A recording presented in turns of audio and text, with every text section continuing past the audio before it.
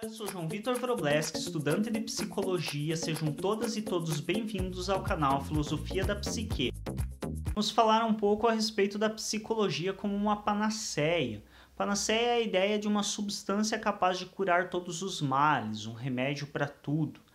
E muitas vezes algumas pessoas se posicionam desse modo em relação à psicologia, tanto pessoas da área quanto pessoas que têm uma certa afeição por ela. Então acabam atribuindo quase tudo a questões psicológicas. É preciso tomar uma extrema cautela com isso. Então existem dores que não têm necessariamente uma ligação direta com fatores psicológicos. Pessoas quebram as pernas, pessoas fraturam ossos, pessoas ingerem um alimento que não faz bem a elas.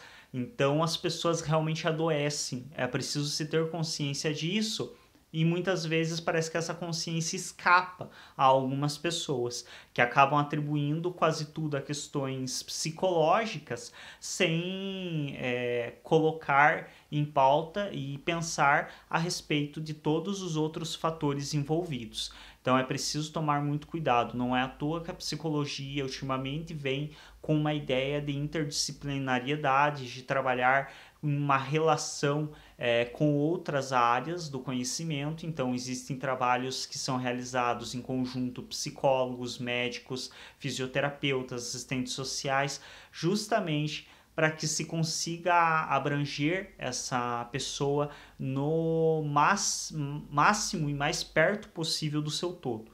E é preciso que se entenda que nem tudo é causa psicológica.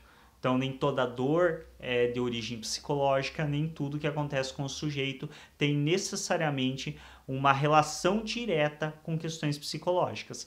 Claro que toda doença, toda dor, todo sofrimento afeta psicologicamente, e nisso sim a psicologia pode trabalhar e pode acompanhar, mas é sempre necessário ter a cautela de entender que a psicologia está exercendo uma das funções possíveis ali, mas que se fazem necessárias a atuação de vários outros profissionais, como, por exemplo, médicos, como assistentes sociais. Então, muitas vezes a pessoa, eu vou dar um exemplo que pode deixar um pouco mais clara a noção de que nem sempre é tão distante a ponto de ser reconhecido facilmente. Se eu brincar, por exemplo, que uma perna fraturada não é questão de psicólogo, mas sim de um ortopedista, e talvez posteriormente se isso gerar algum trauma significativo, alguma coisa, aí sim a entrada no psicólogo, pode parecer muito óbvio, mas existem outras coisas que muitas vezes passam despercebido por alguns profissionais mesmo,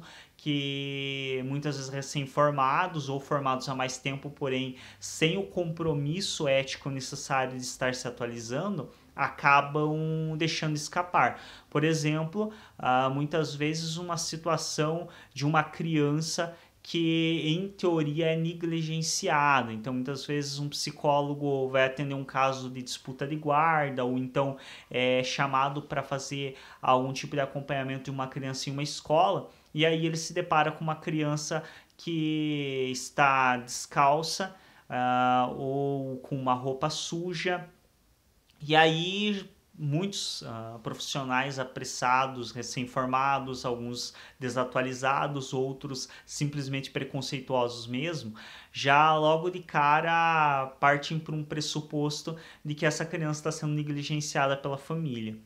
Não. Se essa família não tem condições, se essa família não tem um calçado para pôr no pé dessa criança, é muito mais uma questão de assistência social do que de psicologia. Não é uma questão de negligência, não é uma questão de que a família não quer cuidar dessa criança, é uma questão de que a família não pode muitas vezes cuidar. E aí nós poderíamos estender para inúmeros exemplos.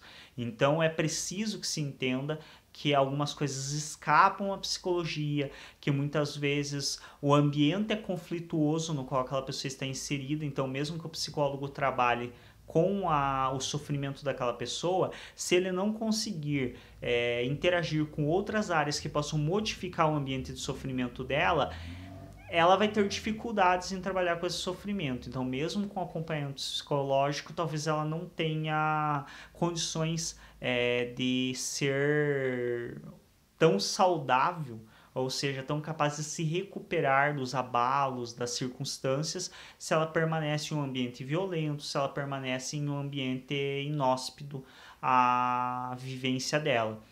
E aí várias questões, então é preciso se ter essa cautela, se saber que muitas vezes uma dor de cabeça e uma falta de sono não é simplesmente estresse, que muitas vezes pode ser algo neurológico mais significativo e que precisa do acompanhamento de um neurologista. Então, nem sempre a psicologia é a solução.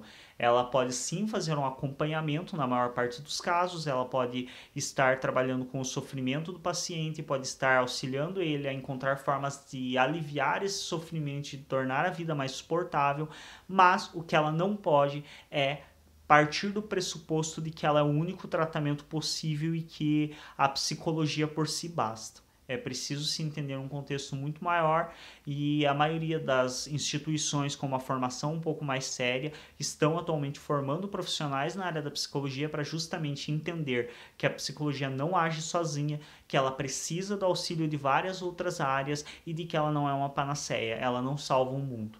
Ela pode tornar a vida do sujeito suportável, não significa que ele não vai ter vários outros problemas e não vai precisar de várias outras formas de acompanhamento.